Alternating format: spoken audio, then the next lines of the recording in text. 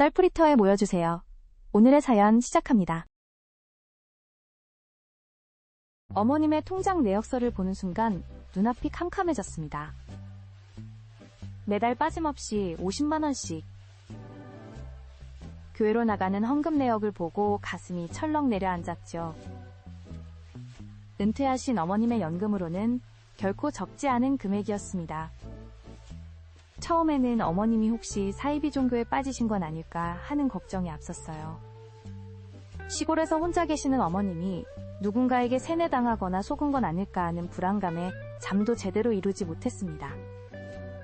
주말마다 찾아뵐 때마다 어머님은 늘 교회 얘기만 하셨거든요.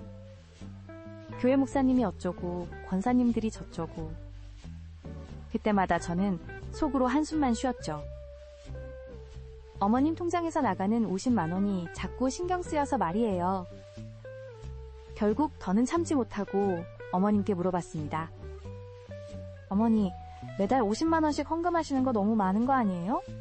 혹시 교회에서 강요하는 건 아니죠? 그런데 어머님의 대답이 의외였어요. 아이고, 내가 그 정도는 당연히 내야지. 교회에서 받는 게 얼마나 많은데. 어머님의 말씀이 이해가 되지 않아서 주말에 직접 교회에 따라가 보기로 했습니다. 시골 깊숙한 곳에 자리 잡은 교회였는데 처음 봤을 때는 그저 평범한 시골 교회처럼 보였어요. 하지만 그날 본 광경은 제 생각을 완전히 바꿔놓았습니다. 주일 예배가 끝나고 본당 옆 커다란 식당에서 교인들이 다 같이 점심을 먹고 있었는데 그 식사가 보통 식사가 아니었어요. 신선한 제철 식재료로 만든 건강식이 가득했고 특히 어르신들을 위한 영양식이 따로 준비되어 있더라고요. 어머님께서 좋아하시는 갈비탕에 각종 보양식까지. 한 끼 식사 비용이 만만치 않아 보였습니다. 게다가 식사 후에는 어르신들을 위한 프로그램이 이어졌어요. 전문 강사를 초빙해서 하는 노래교실, 건강체조, 미술활동까지. 어머님은 그 속에서 활짝 웃으며 즐거워하고 계셨습니다. 더 놀라운 건 매달 한 번씩 진행되는 나들이 프로그램이었어요. 관광버스를 대절해서 전국 명소를 다니며 어르신들의 문화생활을 책임지고 있었던 거죠. 어머님 말씀으로는 지난달에는 강원도 설악산을, 이번 달에는 통영여행을 다녀오셨다고. 거기다 교회에서는 독거 어르신들을 위한 돌봄, 서비스까지 제공하고 있었어요. 매일 아침 저녁으로 안부 전화는 물론이고 일주일에 2번씩 방문 간호사가 찾아와 혈압과 혈당을 체크하고 말벗이 되어준다고 하더라고요. 특히 충격적이었던 건 교회 한쪽에 마련된 작은 약국 같은 공간이었습니다.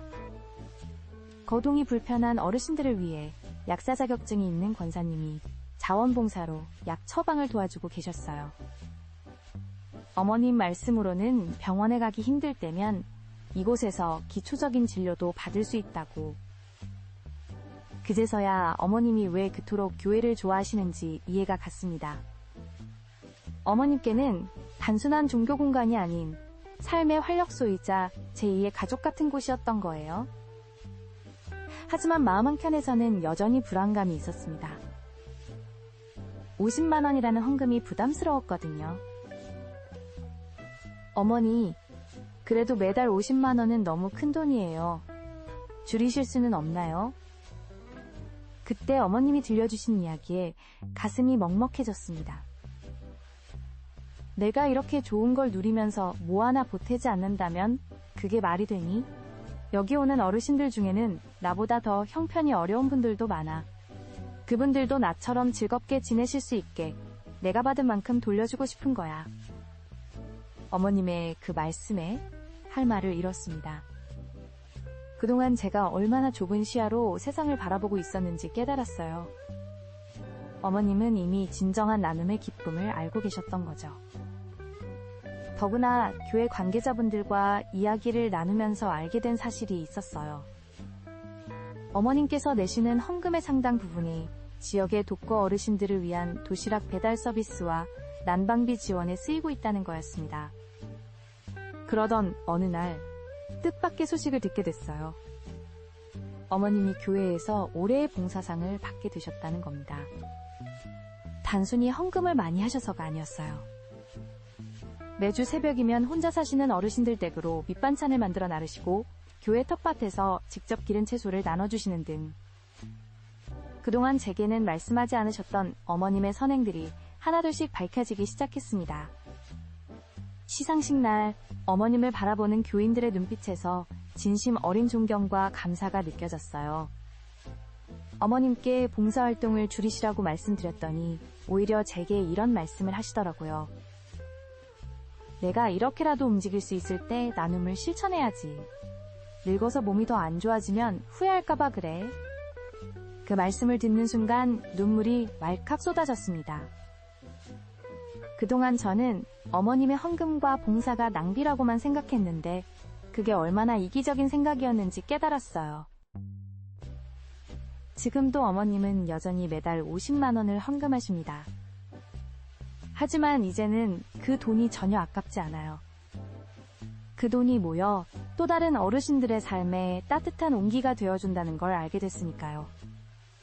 어머님의 통장 내역을 보고 시작된 오해가 이제는 우리 가족 모두의 삶을 더 풍요롭게 만들어준 계기가 됐네요. 때로는 우리가 잘못됐다고 생각한 것이 오히려 옳은 길일 수도 있다는 걸 깨달았습니다. 여러분은 어떠셨나요? 비슷한 사연이 있다면 댓글로 함께 나눠주세요.